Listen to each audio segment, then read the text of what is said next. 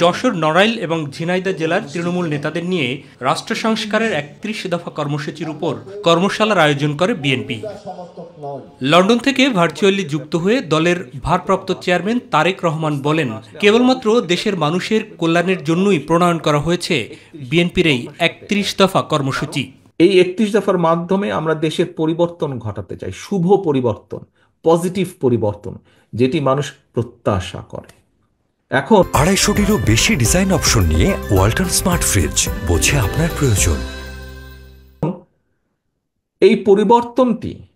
এই পরিবর্তনটিতে কোনো জাদু বা ম্যাজিক না যে আমরা বলবো আর হয়ে যাবে।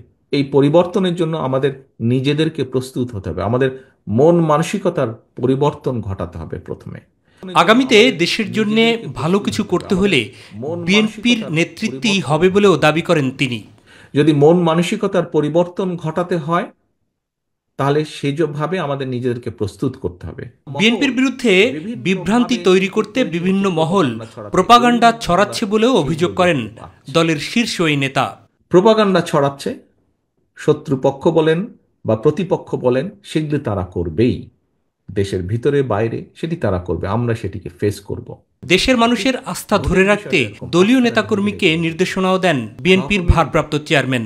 আমাদের প্রতি জনগণের আস্থা ধরে রাখার দায়িত্ব কিন্তু আপনার, আমাদের উপস্থিত সকলের, যারা উপস্থিত নেই, যার গায়ে একবার সিল লিখেছে বিএনপি, সেরকম প্রতিটি নেতাকর্মীর দায়িত্ব হচ্ছে এই আস্থাকে ধরে রাখা।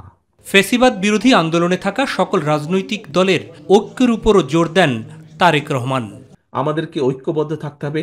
যেই দলগুলো, রাজনৈতিক দলগুলো গণতান্ত্রিক আন্দোলনে আমরা একসাথে সংগ্রাম করেছি, অত্যাচার নির্যাতন সহ্য করেছি, জেল জরিমানা সহ্য করেছি, সেই সকল রাজনৈতিক দলকে আমাদেরকে ঐক্যবদ্ধ থাকতে হবে। মাহবুব সৈকত, মাই টিভি, ঢাকা।